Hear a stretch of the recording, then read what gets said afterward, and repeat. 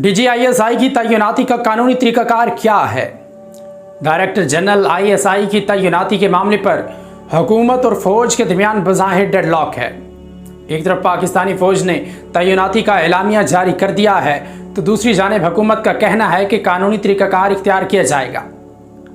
वफाकी वज़ीर फवाद चौधरी ने भी कहा है कि DGISI की तकर्री के लिए कानूनी रास्ता इख्तियार किया जाएगा और अथॉरिटी वज़ीर आज़म है, लेकिन साथ में उन्होंने ये भी कहा है कि पाकिस्तान में सिविल और मिलिट्री क़यादत के दरमियान बहुत आइडियल ताल्लुकात हैं। अब यहाँ सवाल ये पैदा होता है कि DGISI की तैनाती के लिए कानूनी तरीकाकार क्या है जिसे इख्तियार नहीं किया गया। माजी में DGISI की तकर्री कैसे होती रही है और माजी में इसका एलामिया कौन जारी करता रहा है, इन तकनीकी सवालात के लिए आइए चंद माहिरीन की राय जानते हैं। सीनियर वकील ख्वाजा हारिस इस बारे में कहते हैं कि रूल्स ऑफ बिजनेस के मुताबिक तो तरीकाकार ये होता है कि सेक्रेटरी दिफा समरी तैयार करके वज़ीर आज़म ऑफिस भिजवाते हैं और वहाँ से मंजूरी होती है। वह बताते हैं कि आइन के मुताबिक तो यकीनन फाइनल इख्तियार वज़ीर आज़म का ही है, लेकिन इसमें आर्मी चीफ की बतौर सरबराह इदारा मुशावरत शामिल होती है। DGISI की तैनाती के तरीकाकार को जानने के लिए वजारत कानून से भी रब्ता किया गया, लेकिन उन्होंने मामले की हसासियत के पेश नज़र राय देने से माजरत कर ली।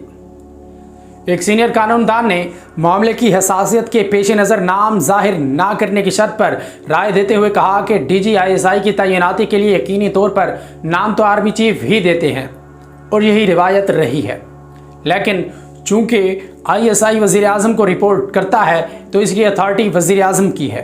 उन्होंने कहा कि अमूमन यही होता आया है कि आर्मी चीफ वज़ीर आज़म से मुशावरत करके नाम वजारत दिफा के ज़रिए वज़ीर आज़म ऑफिस भिजवाते हैं और फिर नाम की मंजूरी होती है। हालिया मामले में नाम वजारत दिफा के ज़रिए नहीं आया, बल्कि आर्मी चीफ ने वज़ीर आज़म से मुलाकात में बराह रास्त नाम वाली ज़मरी पेश कर दी और इसी दौरान पाकिस्तान फ़ौज के शोबा ताल्लुकात आमा ने अलामिया जारी कर दिया। उन्होंने कहा कि वज़ीर आज़म को ये तहफ़्फ़ुज़ात हैं कि मंजूरी से पहले ही अलामिया जारी किया गया। माजी में होने वाली तकर्रियों की क्या रिवायात रही हैं?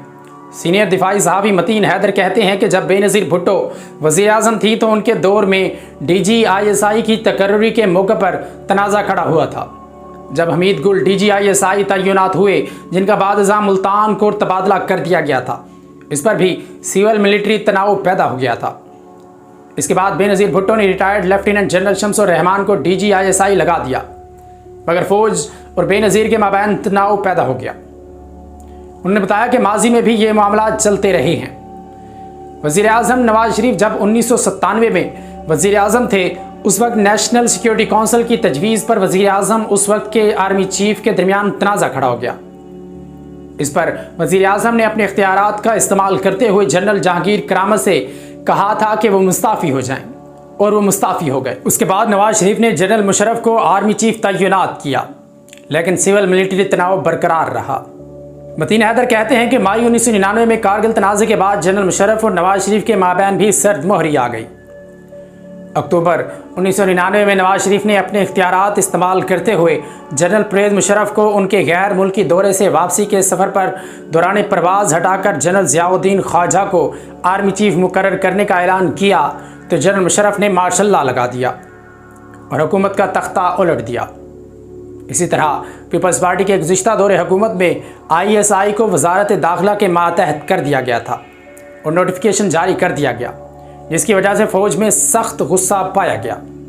ताहम इस वक्त कोई बरतरफी नहीं हुई। उन्होंने कहा कि इख्तियार तो वाज़ेह तौर पर वज़ीर आज़म का ही है और अमूमी तौर पर DGISI की तैनाती का एलामिया वज़ीर आज़म हाउस से ही जारी होता है, लेकिन तहरीक इंसाफ की हुकूमत में ये एलामिया ISPR ने ही जारी किए हैं।